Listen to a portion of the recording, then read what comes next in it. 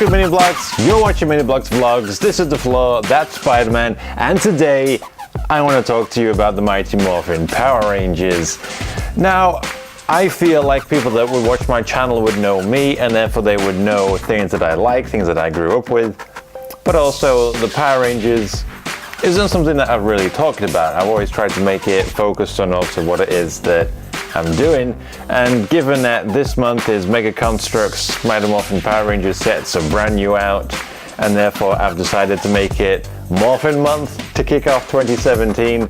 So I'm showing off some of the Mega Construx line, I'm playing some of the old Sega games, and I just want to talk about Power Rangers. It's Power Rangers, everything's gone Power Rangers mad. I got the fantastic Imaginext Dragonzord for Christmas from my girlfriend. So I've got the cool Imaginext Lord Zed and Goldar and Green Ranger and Pink Ranger. Obviously the Green Ranger with the Dragonzord, Imaginext comes with the actual shield, whereas in the figure set is without shield. So that's cool. I like having the variations, although he never not had a shield. He never not had a shield. I've also got the Mega Construx, Tyrannosaurus Rex and Red Ranger figure. The now seemingly rather expensive 20th anniversary Mega Bloks lineup of the 6 Power Ranger figures for the 20th anniversary. Also got a Green Ranger in that one. They're cool. The art is slightly different to the Mega Construx ones. Slightly more detail on the helmets. Or less detail, depending on which one you thought I was talking about first. And I've got the pop vinyls. On a side note, the pop vinyls for Power Rangers are ridiculous.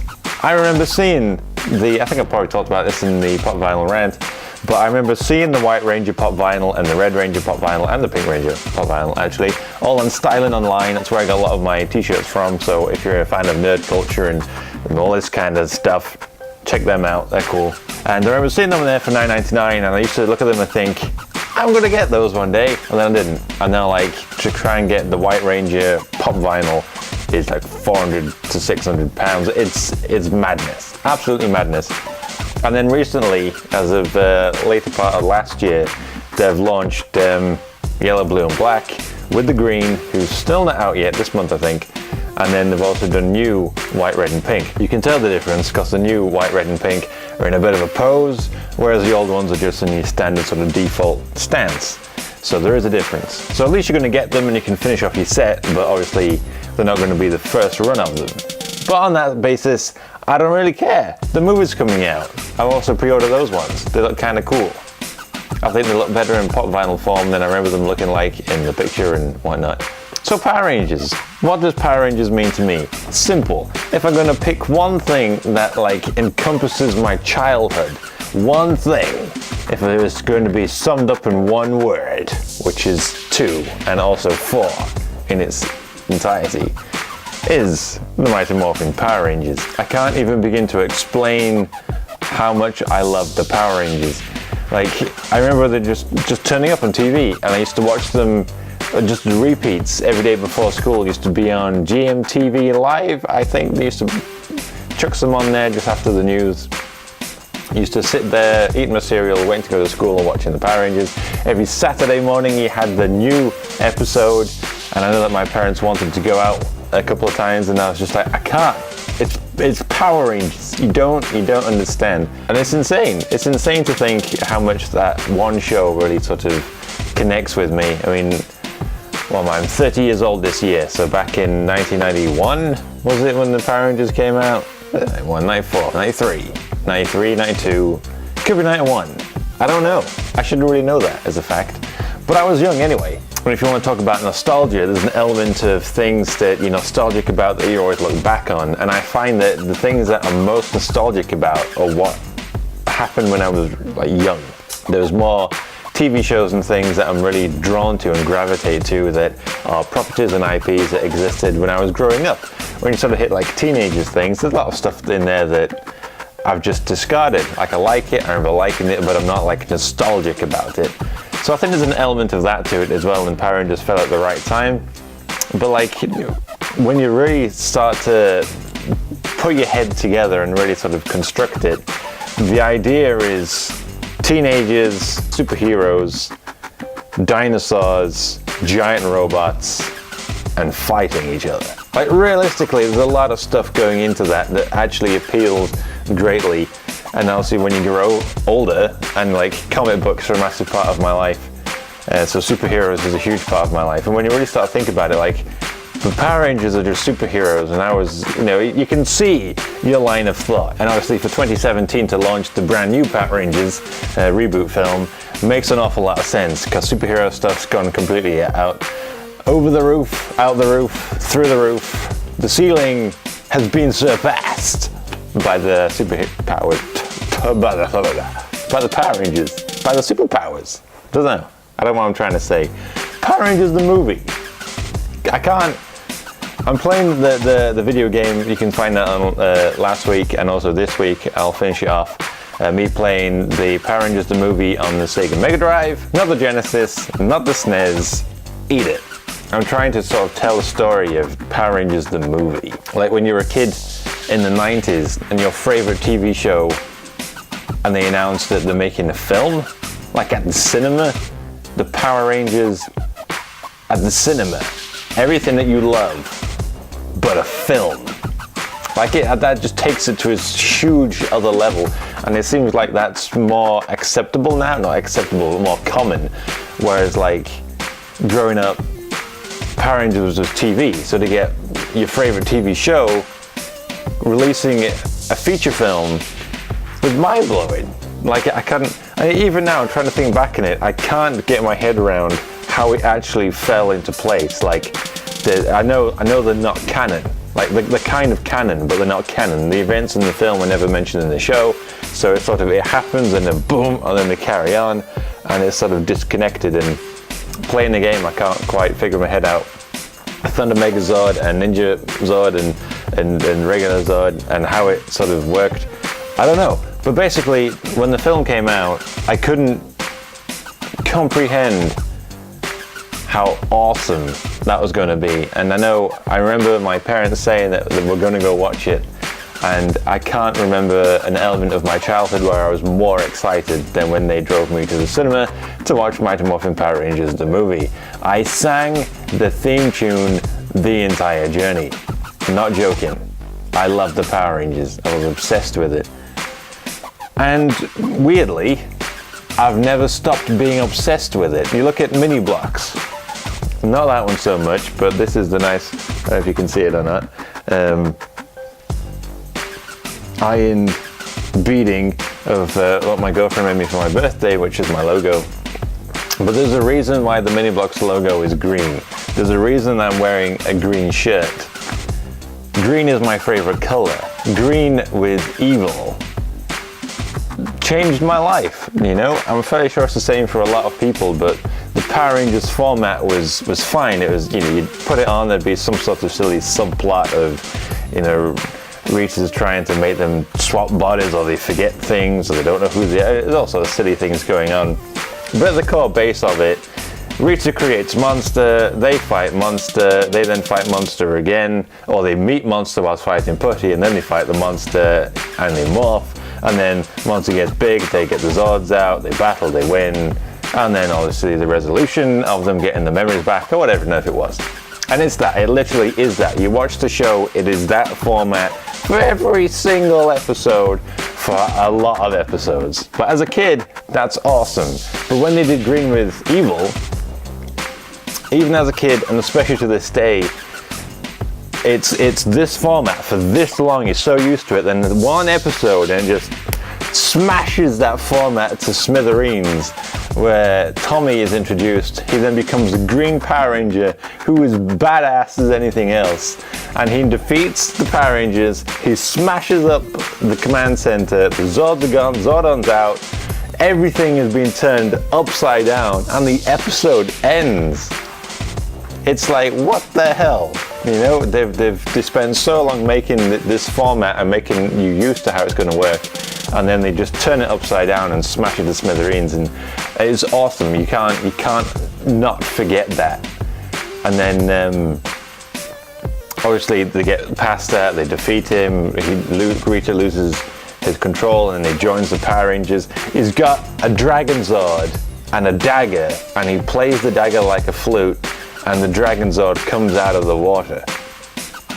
Like, how cool is that? But obviously, bit by bit, his power is linked to a candle, and eventually it fades because Rita created his power coin through her own means, and she ain't Zordon. So unfortunately, as cool as the Green Ranger is, he never was actually a proper Power Ranger. You know, he wasn't a created Power Ranger through the power coins through Zordon. And that was sad. I remember being really disappointed when that one all wrapped up. And then I think there's a couple of episodes where Tommy's like here and there, and they go back to the original sort of 5 format. And then when they pulled Tommy into it, and it was I can't remember what the episode's called, but basically throughout it you've kind of got these little glimpses of Tommy going to meet Zordon and Zordon talking about something, and then Tommy disappearing, and then you see like an overhead shot, and it's like, what on earth's happening? You know, because you kind of want, is he coming back? Is the Green Ranger returning? And Zordon gives some of his own power to create another power coin that makes the White Ranger. And the White Ranger, for that basis alone, is superior to the Green Ranger. I can understand that there's a whole elements of who's cooler, and the Green Ranger is awesome, the Dragon Zord is awesome, the style is awesome, I get it. But the White Ranger is just by design better. Right? You know, he is a Power Ranger. He has Zordon's own power in his coin to create him. You know, he is every single bit superior, and I think he looks brilliant. I think the character design of him is fantastic, and that just changed. It just changed everything. Green Ranger was in it for a little bit, but he was still part of the team, and Jason was leading the team. White Ranger came in. Sorry, Jason. Now you've got a new leader. Tommy just took over, and they just carried on, you know? Who doesn't love Tommy? Jason David Frank, you should go find him on social media. The dude is fantastic. He is literally a Power Ranger in real life. He is that much of an awesome guy, and he's never dropped it, you know? He's always continued the Power Rangers. He's always sort of throughout sort of being in the shows, but also living that lifestyle. He's proud of who he is, and that's awesome to see. You should also go find the Turbo movie. It's not obviously as good as the Mighty Morphin one, but it's still pretty good. Like, admittedly, I'm a Power Rangers nerd. I enjoyed it. You've got Tommy still in it, Adam and Rocky and whatever else is still in it, but you also get Jason and Kimberly and Bulk and Skull all make sort of features in it.